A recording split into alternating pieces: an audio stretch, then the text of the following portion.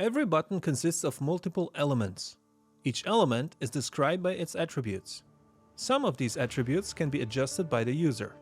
Before we do some changes, let me explain which elements of a button are important to us. In the upper left corner, you can see the category name. Every command from the drop-down menu belongs to a certain category, and here we see its name. This is helpful when there are commands that share the same name but belongs to different categories. The user can change the category text color and can make it disappear if the color selected is black.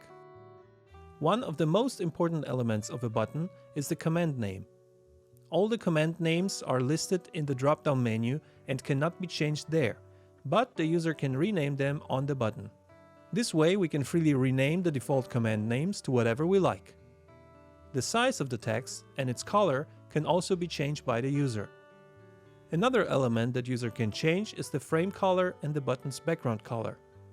All this can be done using the color slider in the edit mode and will be explained in a minute. We can also change the look of a button by using a custom PNG file instead of the default ones. PNG stands for Portable Network Graphics. This process will be explained in greater detail in another video. Any changes done to buttons needs to be saved to be permanent, so please check the video about saving pages for more details. Okay, let's change some things here. It will be the first time that we will use a combination of the text window, color slider, and extra faders to make some changes. You must understand that because the CPU is a VST plugin and is not using any extra editor software, I have created a way to change settings using a combination of existing buttons, sliders, and some text keywords.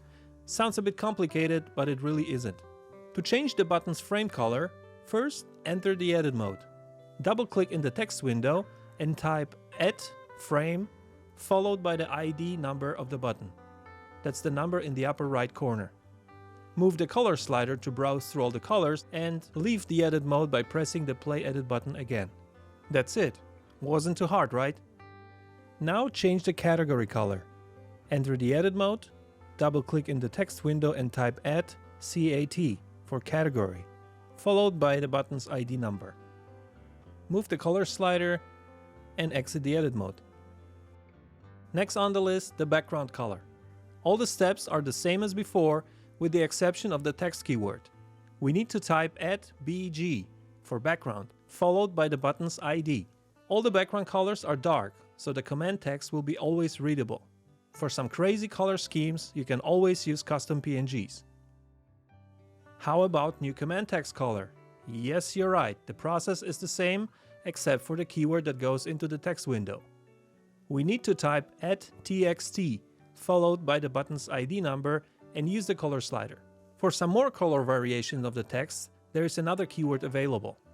Type in add text color, followed by the button's ID, but this time use the MIDI velocity fader to go through available colors. To change the font size of the command name, use the add font size keyword, followed by the button's ID, and use the MIDI velocity slider again. Remember, you can always double-click in the MIDI velocity value window and manually type a number between 1 and 127 to be more precise and to be able to reproduce the same size on other buttons. I think now you can see an emerging pattern here, and this combination of text keywords, buttons, and slider values will be used for changing other settings later on. The last operation I will show you in this video is the custom text for a command name. This one is really simple. Go to the edit mode and type your new text into the text window. Once you're done, click on the button that should be renamed. Voila! If your text is too long for one line, it will be split and divided between 2 or 3 lines. You can also force the plugin to split the text in a particular place by adding a lot of spaces there. Just try and see what looks best for you. Congratulations on your first changes to the CPU plugin.